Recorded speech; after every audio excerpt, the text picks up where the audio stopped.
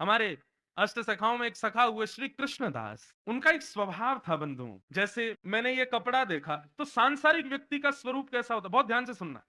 ये कपड़ा देखा तो कपड़ा देख करके सांसारिक व्यक्ति क्या सोचेगा, ये मेरे घर में पर्दा लग जाए तो कितना अच्छा लगेगा। कोई खाने की चीज मिल जाए, अरे अपने बच्चों को खिलाऊंगा, कितना बढ़िया लगेगा।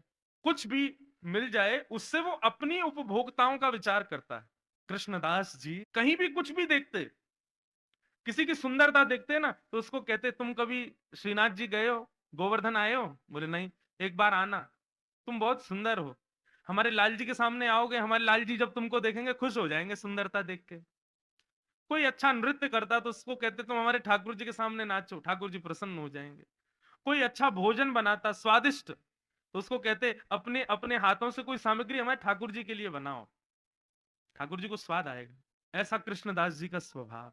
कृष्णदास आगरा की सब्जी मंडी में घूम रहे थे और सामग्रियां खरीद रहे थे ठाकुर जी के भोग के लिए। सामग्री खरीदते खरीदते कृष्णदास जी के कानों में एक सुंदर स्वर आने लगा, मानो जैसे कोई कोयल जैसी आवाज किसी कन्या की वो गा रही हो। छम छम पायलों की आवाज आ रही थी, मानो जैसे कोई बहुत सुंदर ताल पर नृत्य कर रहा हो। कृष्णदास के तो नेत्र ही बंद हो गए, मंत्रमुग्ध होकर के सुनने लगे, कौन गा रहा है इतना मधुर? अरे नूपुरों की आवाज से लगता है कि नृत्य भी बहुत सुंदर कर रही है जो भी है ये।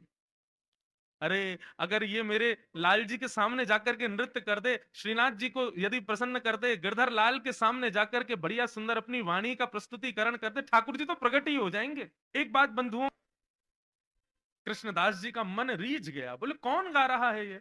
सुनते सुनते सुनते जैसे ही समीप गए, चारों तरफ पुरुष बैठे हैं, तकियाओं पर हाथ टेक करके पैसे उड़ा रहे हैं, और बीच में एक नगर वैश्या नृत्य कर रही है, गा रही है, वैश्या, और सब लोग उस पर वाहवाही कर रहे हैं। कृष्णदास जी ने जब उस माहौल को जाकर के देखा, कृष्णदास जी के नेत्र सजल हो गए।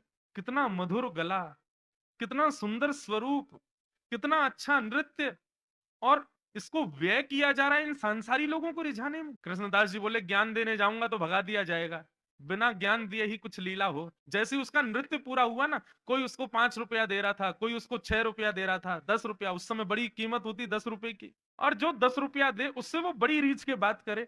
कृष्णदास जी बोले, तो इससे बात करनी है तो पैसा ज्यादा देना पड़ेगा।